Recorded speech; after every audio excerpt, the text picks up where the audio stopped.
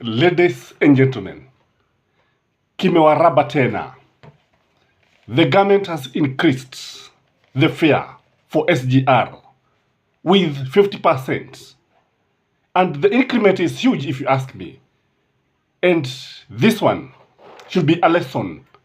And this one should vindicate Uhuru Muigai Kenyatta. I remember one time Uhuru was talking in Bungoma, and this is what he had to say, oh, Kenyans.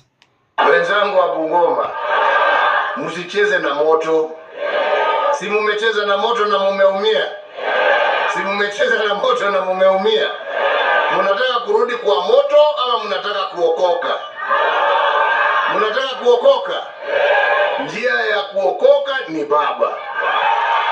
Nawaambia. Njia ya kuokoka ni nini? Njia ya kuokoka ni nini?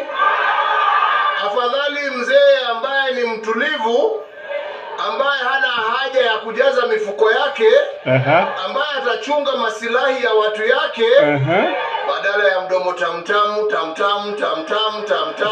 lakini akiingia ni wale wa kufanya moja yako, nusu ya mwananchi, mbili yako na tano yangu. Na mnawajua nyinyi. Kwa sababu kama sio hiyo shida, kama sio hiyo shida, hii factory leo ingekuwa mara 20 ya ile iko leo. Ladies and gentlemen, Uhuru Muigai Kenyatta told Kenyans of what to expect. Uhuru Muigai Kenyatta told us njia ni baba, lakini sisi tukatia masikio yetu nta, tukaweka gudi, tukajifanya hatujui, tukamuona muogo, tukamuona mtu ambaye ni binafsi. But today we are crying. Ama kweli hakuna neno la wahega ambalo linapotea, kwa sababu asiyesikia la mkuu huvujika mguu. Sasa tumevujika hata mikono. Why should the government increase the fare at a time like this, when we are headed to Christmas, when people are preparing to go to Mombasa?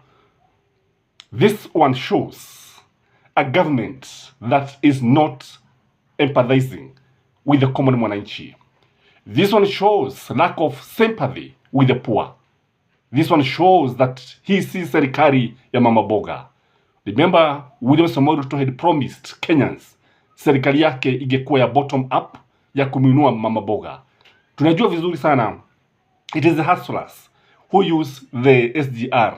Ndio sisi tunakutana kule sio Kimau, tukienda kule Mombasa wakati ambapo haja inatokea. Tunajua vizuri sana that our leaders usually board airplanes. That is a fact. But for us, who are tunatumia the train, again, this one tells you that the appetite for money that Uhuru Muigai Kenyatta was talking about is on another level. It tells us that we are not yet out of the woods. Ni jambo ambalo inatuonyesha ya kwamba tuko katika hatari kubwa sana. And this money, ladies and gentlemen, is usually aiding in the pockets of cartels. Na ni wengi hawa wafisadi.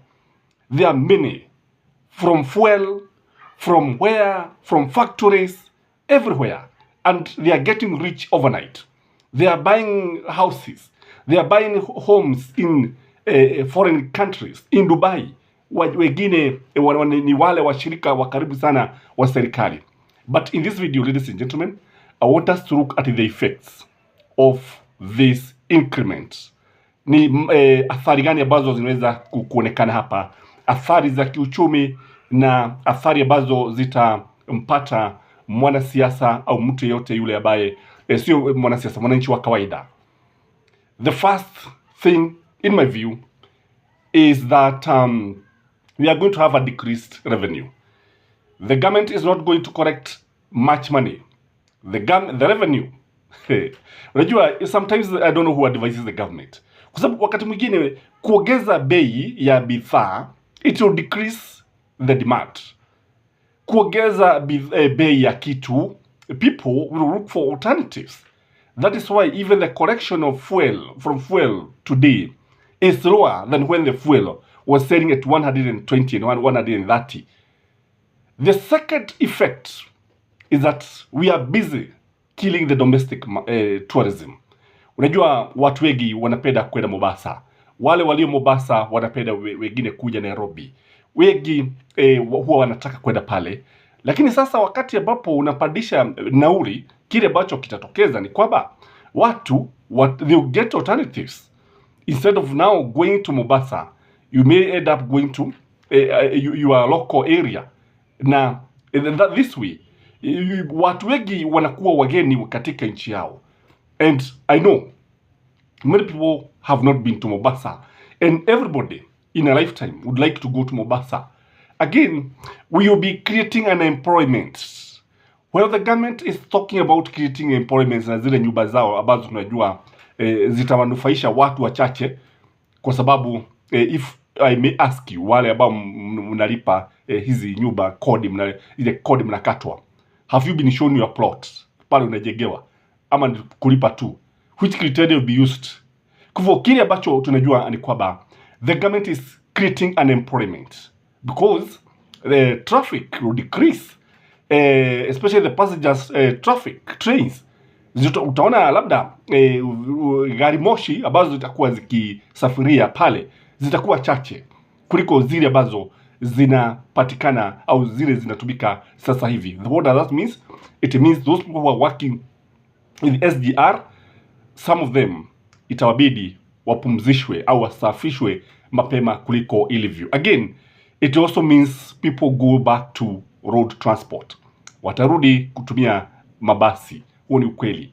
Kwa sababu unajua when we start now using the buses, what comes now is traffic congestions, especially along Mombasa road. And usually when there is congestion and when you now turn to road transport, the road carnage increases. Many accidents, many deaths resulting from poor planning, resulting from appetite for money. So why don't we continue with the current price? Because you see, tunajua kwamba this SGR is making profit. Again, it also means that SGR may not be viable, kwa sababu the traffic is likely to be very low. It is also likely to mean that many people will not be using SGR. Then this project will not be viable. And remember, we are paying huge loans from China. Jua zile pesa ambazo zitumika kukarabati this railway was given by the Chinese government. That means that this project is supposed to be viable, it's supposed to be very profitable, and for sure it has been profitable in the past. I don't know why the government want to interfere with it.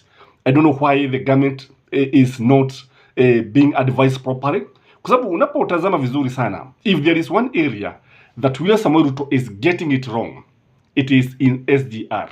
A friend of mine was telling me that the fuel in Ethiopia and Tanzania is cheaper with almost 20 shilling compared to Kenya. And remember, we are getting fuel from the same place. Our charges for transport are the same, and so many things. And when I was reading Pauline Njoroge's page, I noted she was talking about the same thing. She was saying that Uganda is considering relocating. They buy fuel from Kenya. Wakati ambapo tunanunua wanao yao inapitia kwetu. Because we are losing Kenya sharing 14 to cartels. And this money is heading in some people's pockets. So even this one for SGR, it is just the appetite for William Samoei Ruto's men who are craving for every sharing. That is why they are advising him to continue taxing Kenyans. I don't know what you think, ladies and gentlemen, but from where I sit here, kimeturaba, and I want to thank Uhuru Muigai Kenyatta for the way he told us, but he failed to listen. Bye-bye.